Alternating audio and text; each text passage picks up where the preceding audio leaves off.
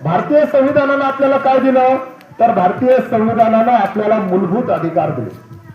विद्यार्थी म्हणून सांगतो आपल्या सर्वांना शिक्षणाचा अधिकार हा भारतीय संविधानानं मूलभूत अधिकारामुळे त्या ठिकाणी प्राप्त झालेला आहे।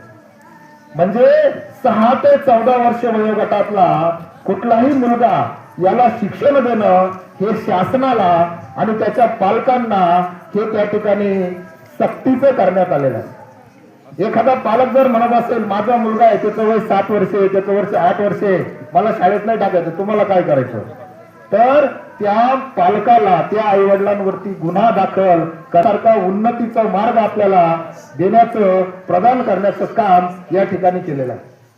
स्वातंत्र्य टिकवण्यासाठी वेगवेगळ्या गोष्टी आपल्याला या ठिकाणी लागतात।